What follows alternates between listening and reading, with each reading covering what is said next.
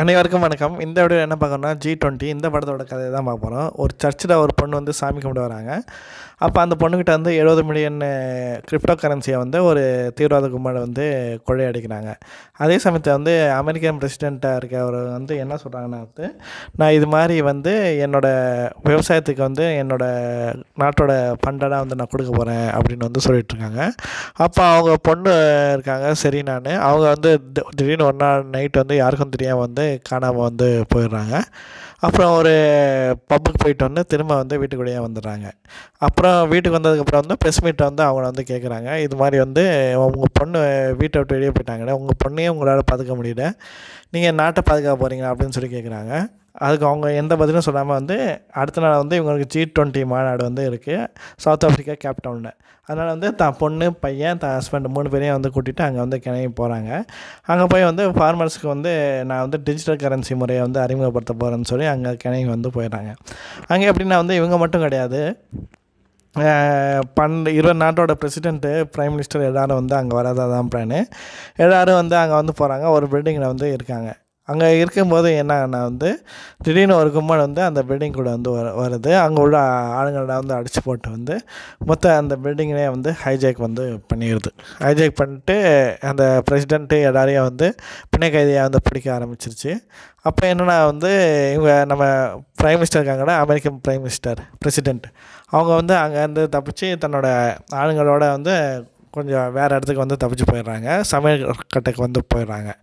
அங்கே ஒரு 3-4 பேர் இருக்காங்க, அவங்களையும் அடிச்சுட்டு அப்புறம் வந்து லாண்ட்ரி ரூமுக்கு வந்து தப்பிச்சு வந்து போயிடுறாங்க.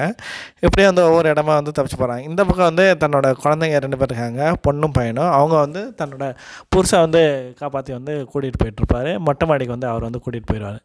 மொட்டை மாடிக்கு வந்து கூட்டிகிட்டு போனோடனே வந்து அங்கே வந்து அவங்களோட பொண்ணு வந்து சொல்லுவாங்க, நான் இது மாதிரி வந்து நான் எதாவது பண்ணுறேன் அப்படின்னு சொல்லிட்டு வந்து சொல்லுவாங்க. ஏன்னா வந்து அவங்க கொஞ்சம் ஐடிலாம் வந்து தெரிஞ்சிருக்காங்க அவங்க பொண்ணுக்கு.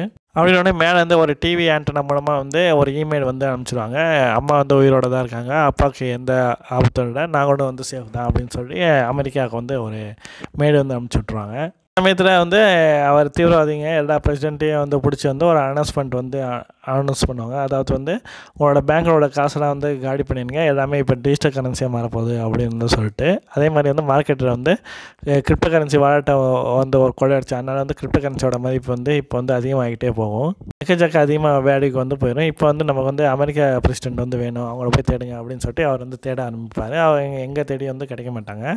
கடைசி அந்த பிரசிடெண்ட்டு 2-3 சேர்ந்து வந்து கீழே வந்து கார்லேருந்து தப்பிச்சு போகலான்னு பார்க்காங்க. அந்த சமயத்தில் வந்து இவரோட புருஷனை வந்து பிடிச்சிட்டு வந்துட்டு வாக்கி டாக்கில் வந்து என்ன சொல்கிறாங்க, இது மாதிரி வந்து புருஷனை வந்து பிடிச்சிட்டோம், அதை மொத்தத்தில் வந்து இங்கே G20க்கு வந்து 2 பேரை வந்து சுட்டுட்டோம், இதுக்கு மேலே எந்த உயிர் பலி வேணும்னா நீ ஏன் வந்துரு அப்படின்னு வந்து சொல்கிறாங்க. இங்கே ஆக்சுவலியாக வந்து கராத்தா குங்ஃபூ இதெல்லாம் வந்து கற்று வச்சுருக்காங்க.